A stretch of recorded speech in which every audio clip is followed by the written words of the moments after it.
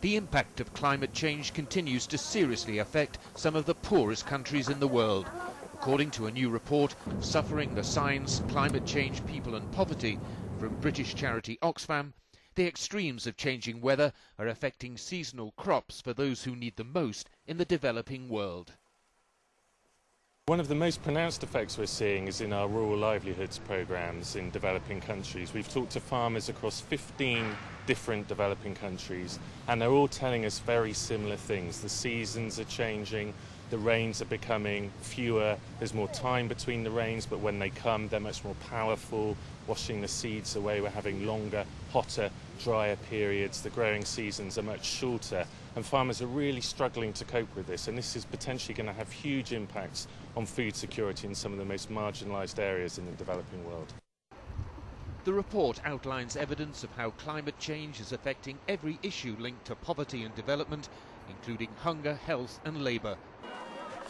Oxfam is working on 100 different projects internationally, and they say the impact of climate change in the future will be devastating.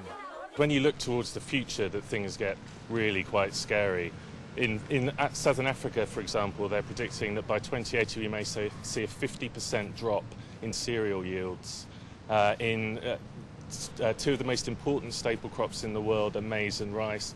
Both of these see very sharp declines in yields as temperatures rise. So we're looking at potentially huge impacts on global security within a few decades. Oxfam say world leaders attending the G8 summit in Italy have to make a major stand on climate change.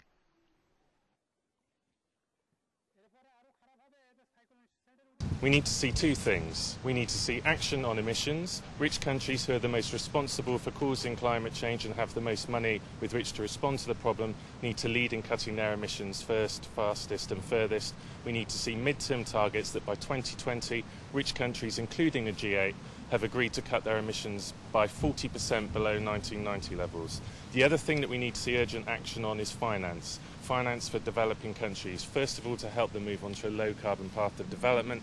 Secondly, to help the most vulnerable people adapt to climate change that is already unavoidable.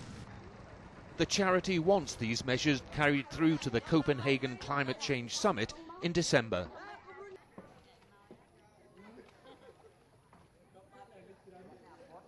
At Copenhagen at the end of this year we need to see the deal agreed, but in order for that deal to be agreed in December we need to have commitments on the table from rich countries, commitments on emissions cuts and commitments on finance for adaptation and mitigation in developing countries. Oxfam believe the scientific evidence shows it is possible to mitigate the impact of climate change. The political will of world leaders is now needed to make it happen.